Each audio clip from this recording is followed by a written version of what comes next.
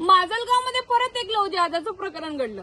रहमान शेख या जिहाद्याने एका हिंदू मुलीला फसवून तिला आपल्या जाळ्यात अडकवून तिला धमकी दिली, तू जर माझं नाही ऐकलं तर मी तुझ्या परिवाराला संपवून टाकेन असं सांगितल्यानंतर ती मुलीने त्याचा विचार घेतला, त्याच्या विचारानुसार ती तयार झाली। त्या मुलाने तिला कॅफेमध्ये बोलवलं त्या जिहाद्याने, आणि कॅफेमध्ये बोलावल्यानंतर तिच्या इच्छेविरुद्ध तिच्यावरती लैंगिक अत्याचार केला आणि त्याचा व्हिडिओही शूट केला।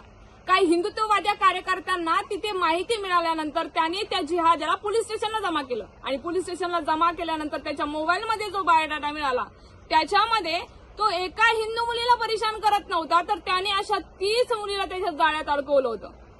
तर हे रॅकेट किती मोठं असावं। एका शहरामध्ये, माजलगाव सारख्या मोठ्या शहरामध्ये जर तो 30 ते 25 मुलीला फसवू शकतो, तर गावामध्ये या जिहाद्यांचं किती मोठं रॅकेट असू शकतं। म्हणून सरकारने या रॅकेटची दक्षता घ्यावी, कारण अमरावतीमध्ये सुद्धा असं प्रकरण घडलं होतं। तर यांचे किती रॅकेट आहे आणि याच्या पाठीमागं कोण जिहादी आहे त्याचा सुद्धा शोध लावला पाहिजे, आणि त्या प्रत्येक मुलीला न्याय हा मिळवून दिला पाहिजे। म्हणून सरकारने या गोष्टीची दक्षता घ्यावी।